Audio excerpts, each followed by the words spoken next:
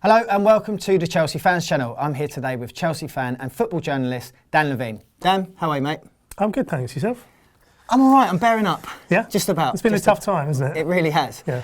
Dan, let's get to it. Your opinion on the Jose Mourinho sacking?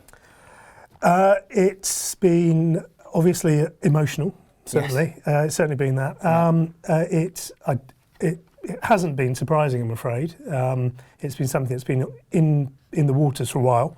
I think Chelsea and Mourinho were on a collision course for some time, and it seems that they just reached the final point and there was no going forward. So that's where we are now, and it's all over. Yes. So what about the legacy that we all bought into, you know, Jose's second coming? We thought he was going to be here for the long haul. It was, you know, going to be an Alex Ferguson Mark II. Dan, where did it all go wrong? Well, you know, that was the Mourinho line, wasn't it? He talked about a dynasty, about you know, how it was going to be going forward. He was going to be here for a decade or so. And that was music to our ears, wasn't it? Yeah, that's, you know, nothing. It seems people want more at Chelsea than stability. Yes. Fans really would like that. Absolutely. The problem is, of course, if you look to Mourinho's record, it's not something he's ever delivered before.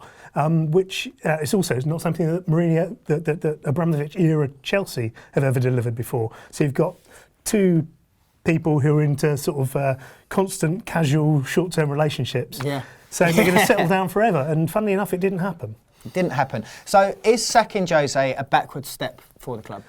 Well, the difficulty that Chelsea found themselves in, and the difficulty that Mourinho found themselves in, is that it was the only place for either of them really to go. Chelsea have just, you know, the relationship seemed to have broken down between the manager and the players. And Chelsea now find themselves in the position where they've lost the most successful manager of the club's history. They've lost an awful lot of fan good being as a result of that. Yeah, totally. And now we're back into sort of this rotation of interim managers, and you know, we might get somebody in for a couple of years and then it will go on again and again and again. So back to square one, really. It's a familiar story. It is. So we've got Gus back. He came in and did a good job as interim manager last time, won us an FA Cup. Is he the right man for the job?